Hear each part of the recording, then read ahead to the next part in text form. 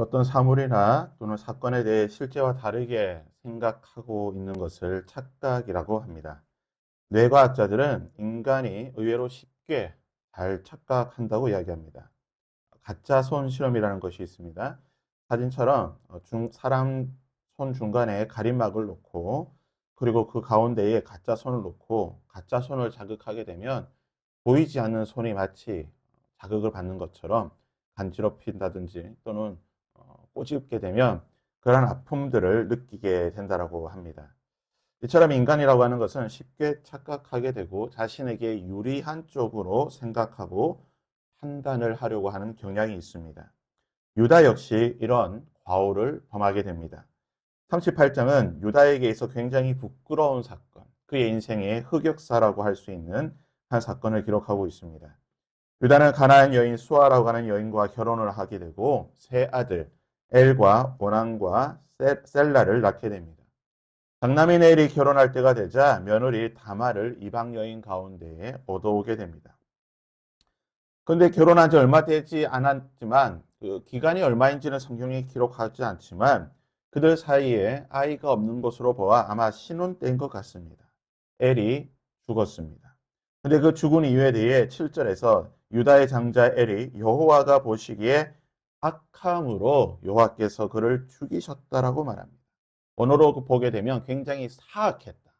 단순하게 악한 정도가 아니라 하나님 보시기에 너무나 악했기 때문에 너무나 죄악이 많았기 때문에 하나님이 그를 죽이셨다라고 말하고 있습니다.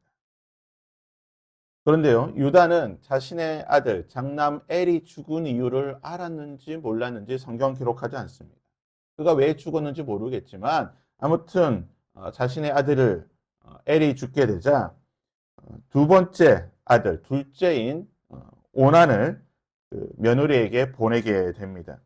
당시 고대 사회의 보편적 문화였던 형수치수 제도라고 하는, 즉 형이 결혼해서 아들이 없이 자녀를 낳지 못하고 죽게 되면 동생을 형수와 결혼시켜서 형의 이름을 잇게 되는 그 문화, 가나뿐만 아니라 고대 사회에 보편적으로 있던 이 문화에 따라서 둘째 오난을 형수와 결혼시키게 되지만 둘째는 자녀를 낳아봐야 자신의 이름이 아니라 자신의 가문이 아니라 형의 가문이 된다는 사실 때문에 피임을 하게 됩니다. 그리고 10절에서 하나님께서 이것을 악하게 보셨다. 이거 역시 사악한 모습으로 보시고 오난을 죽이게 됩니다. 첫째가 죽고 얼마 지나지 않아서 또 결혼한 지 얼마 되지 않은 둘째가 죽었습니다. 하나님에 대한 의식이 있다고 한다면 더군다나 유다는 야곱의 아들입니다. 아버지와 함께 많은 하나님의 역사를 들었고 경험했던 사람입니다. 하나님에 대한 생각과 의식이 있는 유다라고 한다면 분명히 고민을 해야 됩니다. 왜 내 두 아들이 이렇게 일찍 죽었는가? 결혼한 지 얼마 되지 않아 왜 죽었는가? 과연 무슨 문제가 있지 않는가? 자신을 살펴보고 생각하고 또한 자녀를 제대로 신앙으로 양육하려고 하는 그러한 모습이 있어야 됩니다. 하지만 유다는 어떻게 합니까? 11절과 14절에 보게 되면 셋째도 죽을까 싶어서 다말에게 주지 않습니다. 원인을 제대로 찾지 않았습니다. 오히려 원인을 착각했던 겁니다. 그냥 다른 이유 때문에 죽었을 거라고 생각하게 되고 셋째마저 죽을까 싶어 결혼시키지 않게 되는 것입니다. 이것이 원인이 되어 희대의 비극이라고 할 수 있는 자신의 며느리와 동침하게 되고 자녀를 낳게 되는 그러한 과오를 저지르게 됩니다. 유다의 착각이 무엇입니까? 하나님의 심판으로 말미암아 두 아들이 죽었지만 그 하나님의 심판에 대해 생각하지 못하고 그 잘못을 아들에게 찾지 않고 다른 것에서 원인을 찾게 되고 나머지 아들 살리기 위해 다른 하나님이 원하시지 않았던 일을 했다는 것입니다. 그 일로 말미암아 그는 수치스러운 부끄러운 일을 겪게 되고 세 번째 아들에 대한 사건은 기록하지 않지만 성경에서 그 이름이 더 이상 등장하지 않는 것으로 보아 그 아들 역시 죽었든지 아니면 아무런 의미 없는 그런 삶을 살지 않았을까라고 생각이 되는 것입니다. 우리는 인생을 살면서 여러 가지 착각과 그로 인한 실수를 하게 됩니다. 우리가 육신의 문제로 말미암아 어떤 삶 속에서 착각하고 또 그것으로 실수를 하면 회복할 수가 있습니다. 하지만 영적인 문제에 있어 실수를 하게 되고 착각을 하게 되면 그것을 회복하는 일이 굉장히 어렵고 힘들다라고 하는 사실을 기억해야 할 것입니다.